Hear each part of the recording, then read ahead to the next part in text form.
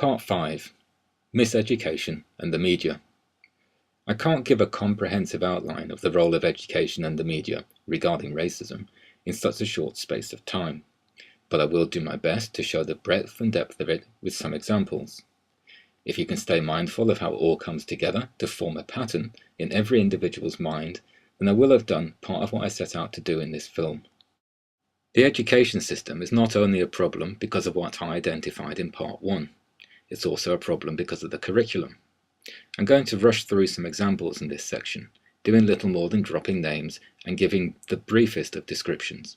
If you're interested, it'll be well worth your time to do your own research, especially to compare what popular websites say compared to specialist sites that deal with hidden history or black history, for example.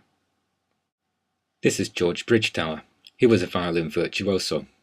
There's a fantastic story about him and Beethoven regarding Kreuz's sonata. It's well worth looking up. Beethoven often said that Bridgetower contributed to his success. Bridgetower was also a close friend of George IV, and if you wanted an audience with the king, then Bridgetower was one of the most likely routes to achieving this. Here's a couple of examples of black Madonnas and Bambinos, the first from Switzerland and the second from Luxembourg. These were once common all over Europe, including Spain, Italy, and the Vatican, and they can still be found there. This is Queen Charlotte, the wife of George III and grandmother of Queen Victoria. Her personal physician, Baron Stockmar, said this of her in his autobiography: "She has a true mulatto face," mulatto being the word of the times for mixed race. Septimus Severus was a Roman emperor, the first of the Severan dynasty, a black man from Libya. As emperor, he oversaw extensive works on Hadrian's Wall, in person, on location. He died in York and is buried there. We're all taught of Hadrian's Wall in school, so why not the splendid story of Septimus Severus? And this is Aesop, the world-famous fabulist. He needs no introduction. He was an Ethiopian. This is Queen Philippa, wife of Edward III. Bishop Stapledon described her thus: "The lady whom we saw has hair betwixt blue-black and brown. Her eyes are blackish-brown and deep. Her nose somewhat broad at the tip and flattened. Her nostrils are also broad. Her mouth fairly wide. Her lips somewhat full, and especially the lower lip. She's brown of skin all over. She was the mother of the Black Prince. He got his name before he had a suit of armour made. The French called him Le Noir." This is an official US War Office poster about Matthew Henson. He was the first man on the North Pole.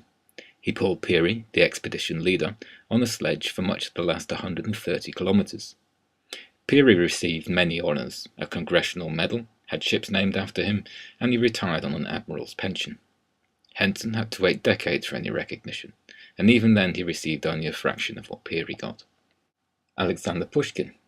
As far as literature is concerned, he did for the Russian language what Shakespeare did for the English language. He was proud of his black roots, which Russia didn't try to hide, but the West did try to hide.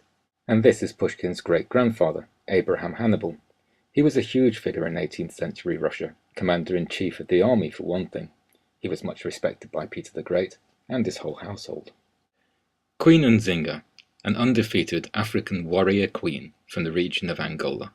She consistently outwitted and outfought repeated Portuguese and Dutch attempts at colonizing. It wasn't until she died, at the age of 80, that colonialists could finally make any inroads. Alexander Dumas, in his own words: "When I discovered I was a black man, I determined to live so that people would see beneath my skin." You'll know his name from the likes of the Three Musketeers, the Count of Monte Cristo, and the Man in the Iron Mask. Though he was very much more than a novelist, he lived a staggeringly full life. This is Jan Ernst Matzeliger. He invented the shoe-lasting machine, which attached soles to uppers. This transformed the shoe industry, globally. It made millionaires of many, and shoes became generally affordable. Here's a picture of his invention. After he died, attempts were made to portray him as white, perhaps because Westerners regard shoes as a sign of civilization, and he was a black man. And this is Lewis Latimer. He worked for Bell and Edison, though he had his own patents. This is a method to produce carbon filaments for electric light bulbs. And this is one of his electric light bulbs. Another inventor. Elijah McCoy invented an automatic lubrication system that ended the time-consuming need for trains to stop for oiling. There was more than one such device around at the time, though none were as good as McCoy's. So when a train pulled up, the oilers would ask if the system fitted was the real McCoy, the likely origin of the expression. Mary Seacole, the original Lady of the Lamp. She was a contemporary of Florence Nightingale's, but she surpassed Nightingale's significant achievements. Perhaps this is why Nightingale spread cruel rumours about her, for example, regarding Seacole's work in the Crimean War. Seacole had strong links with the UK, but was so overlooked that she became a symbol for British racist attitudes, for example in Salman Rushdie's Satanic Verses. Hatshepsut, one of the most successful pharaohs. She reopened lucrative trade routes with the lands south of Egypt, the people the ancient Egyptians rightly saw as their ancestors. She also oversaw the construction of fantastic temples and other monuments, some of which are so massive that we still don't know how they quarried them and then moved them without breakage. In his time, Imhotep was known as the father of medicine. He was a polymath and was upgraded to god status by the Greeks and Romans. He was also worshipped by early Christians who preserved his other titles, Prince of Peace and Wise Counselor. Contrast this with how Imhotep is portrayed in recent Hollywood blockbusters. Cleopatra. In modern times she's been depicted as white, by white women, and Barbie dolls. Evidence for her whiteness is usually based on the fact that she was a Ptolemy. However, illegitimacy in the 2 generations before her broke the Ptolemaic line.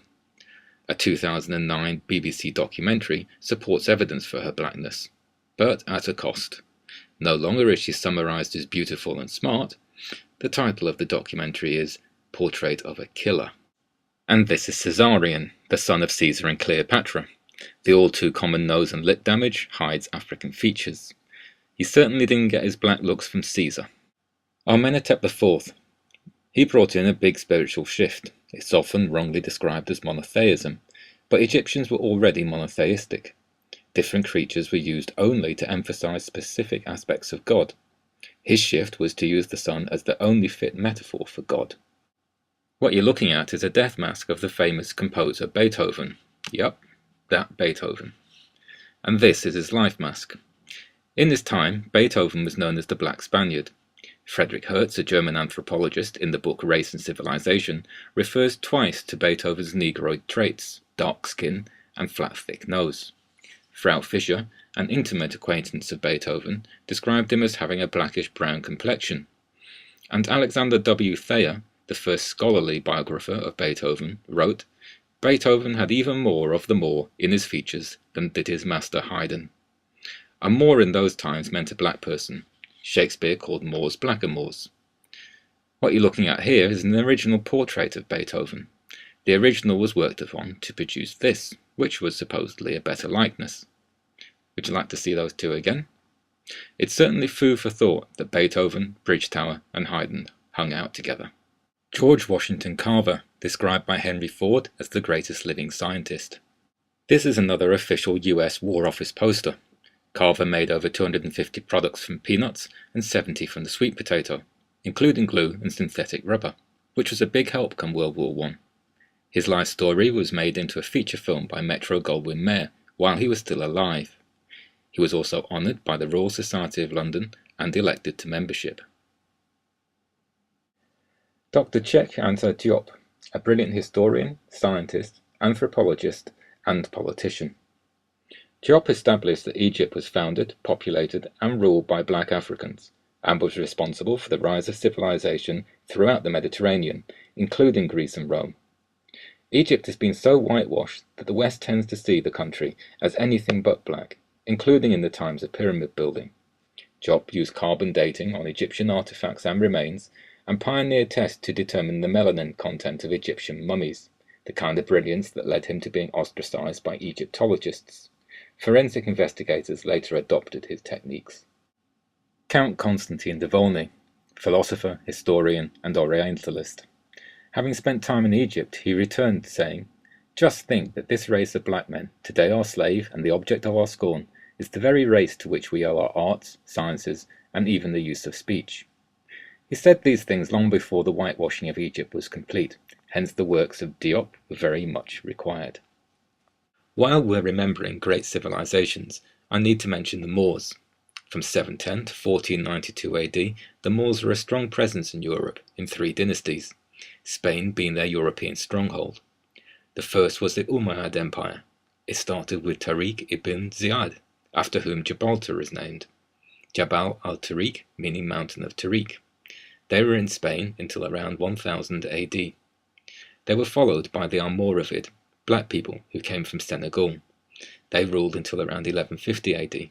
And finally came the Almohad, who ruled until 1492. During this time, Spain, under the Moors, was the capital of civilization for Europe. Unlike much of the rest of Europe, it had paved streets, which were illuminated at night. It also had medicine and libraries of books from all over the world, not to mention free education for the poor, and so on. Around 1000 AD, the Islamic Empire extended south. It converted a well-established Jewish area, comparable in size to Western Europe, that extended from Senegal on the west coast to Chad. It was known by various names: Ghana, Mali, and Songhai. The center of it was Timbuktu. In the time of Columbus, Timbuktu is the established center of Western civilization. It contained more books than all the libraries of Europe combined, all men were literate, and violence was pretty much unheard of. To summarize then, regarding hidden or whitewashed black history, I could have mentioned so very much more. This is just a fraction.